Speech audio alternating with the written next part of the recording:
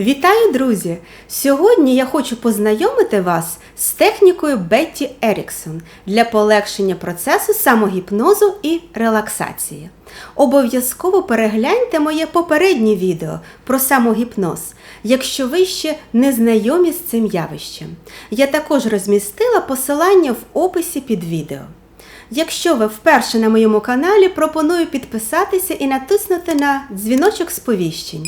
Нові відео на теми з психології, здоров'я та саморозвитку я публікую щотижня.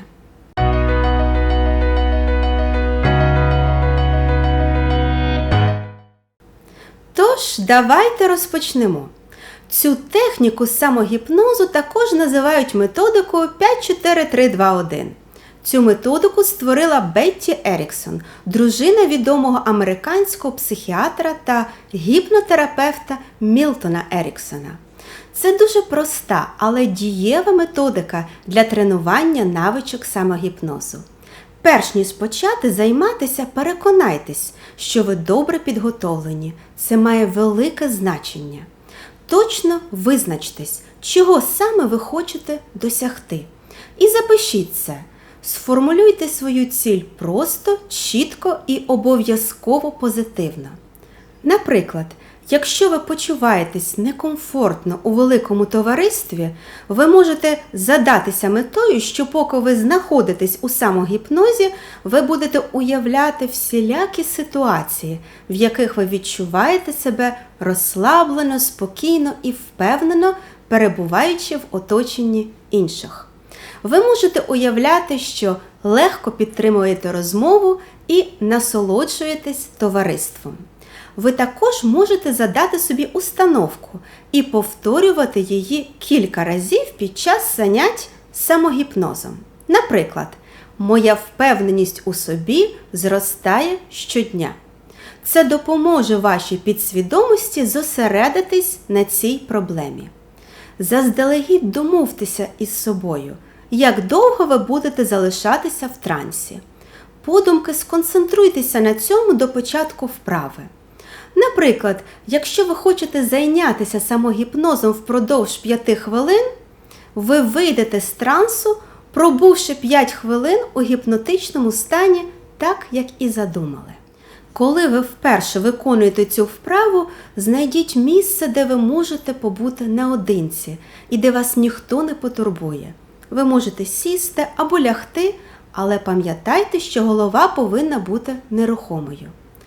Тримайте очі відкритими і почніть звертати увагу на 3 речі, які ви бачите перед собою.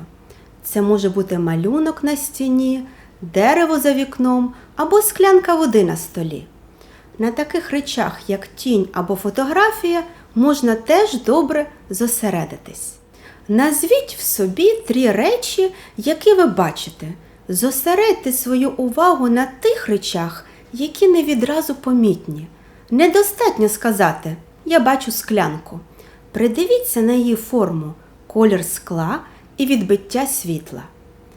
Потім зосередьтеся на 3 речах, які ви чуєте. Що ви чуєте? Зосередьтеся на тому, що ви зазвичай не чуєте відразу. Наприклад, хтось ходить по будинку, звук проїжджаючої машини, звук вашого власного дихання. Ви можете сказати собі «я чую цокання годинника» або «чую, як хтось розмовляє вдалині».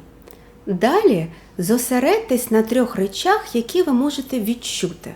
Наприклад, яким чином ваш одяг торкається вашої шкіри? На чому ви сидите або лежите? Яка температура повітря в кімнаті, в якій ви перебуваєте? Вам спекотно, чи холодно, чи щось середнє? Зверніть увагу на субтильні відчуття, такі як вага вашого годинника на зап'ясті. Ви також можете звернути увагу на вагу вашого тіла в кріслі. І знову таки, це менш ефективно, коли ви скажете «я відчуваю, що маю ногу, голову та руку». Більш ефективним буде, коли ви скажете, наприклад, «я відчуваю легке поколювання в голові» або «у мене злегка зводить щелепи». або мої повіки настільки важкі, що майже змикаються. Зверніть увагу на 3 речі і усвідомте їх. Просто звертайте увагу лише на те, що ви насправді відчуваєте. Дотримуйтесь фактів. Лише фактів. Продовжуйте вправу, вимовляючи 3 речі, які ви бачите, чуєте та відчуваєте. Потім 2 речі з того, що ви бачите, чуєте та відчуваєте. А потім 1 річ, яку бачите, чуєте і відчуваєте. Можна повторювати кожен з цих кроків багато разів, поки глибина трансу не задовольнить вас. Можливо, ваші очі тим часом вже закрились, а потім відпустіть усе і дозвольте собі пливти за течією. Запитайте себе, який образ мимоволі спадає вам на думку. Що ви бачите за закритими очима? Просто подумайте про щось, про що би вам хотілося подумати. Це все.